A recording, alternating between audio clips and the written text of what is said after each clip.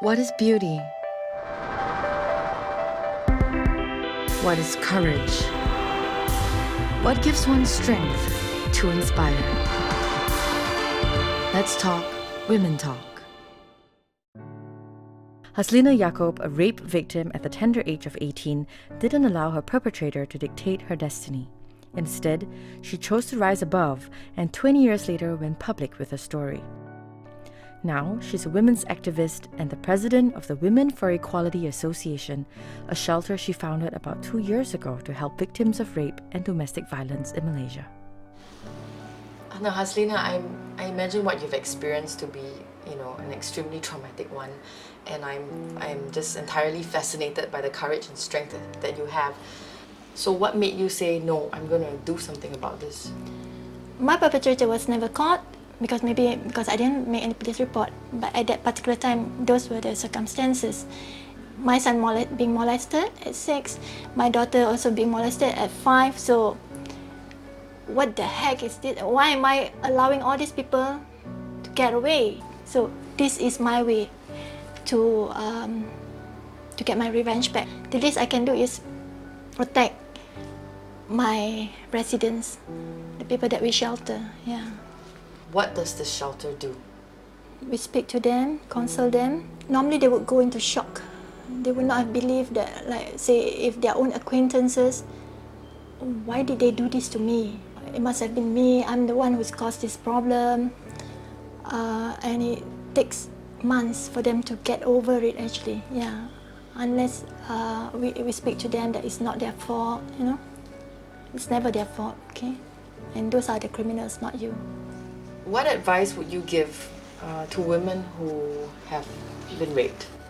Make sure you don't wash yourself up because you will destroy the evidence, the forensic evidence. So go straight to the police station or go straight to the hospital.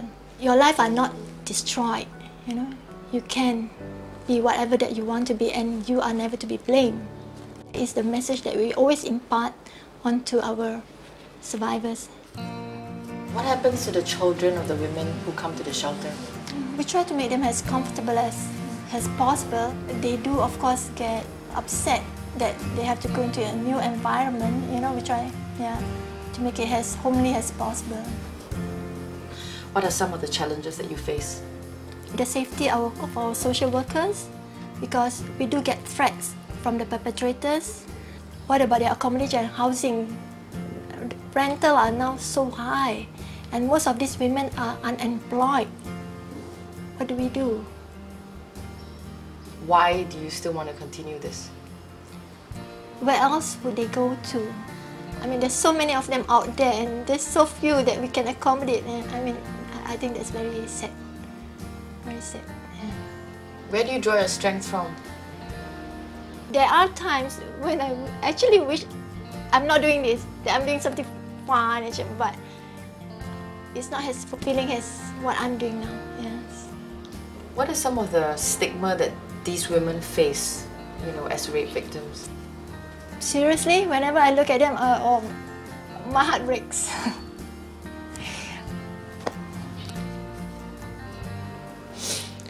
Sometimes it's not the rape itself that hurts the women. The physical hurt only is at that particular time. But when you don't get any support from even your own family who dismissed you, because they didn't want to bring shame to the family, that's what is the lifelong hurt that you carry. And that messes your mind, it affects you for a long, long time. So what is your message to these people out there who says no to abortions and who are pro-life when it comes to this situation? Is it your body? Are you the one who's going to be affected by her pregnancy? Are you the one who's going to take care of the baby? Are you the one who's going to give her back her self-esteem, her self-worth? Are you the one? Right? That is her choice. Let her decide what she wants to do with her body. What do you hope will change, that will give these people that dignity in life? Be supportive. If your child comes to you and say she has been molested by uncle, believe her and do something about it. Otherwise, for the rest of her life, she will never find closure. Now, you did mention that men play a very important part in women's issues. Definitely, definitely. Because what happens if it's yours, your wife, or your mother, or your sisters that have been raped? Are you going to keep quiet and just let the perpetrator just walk away?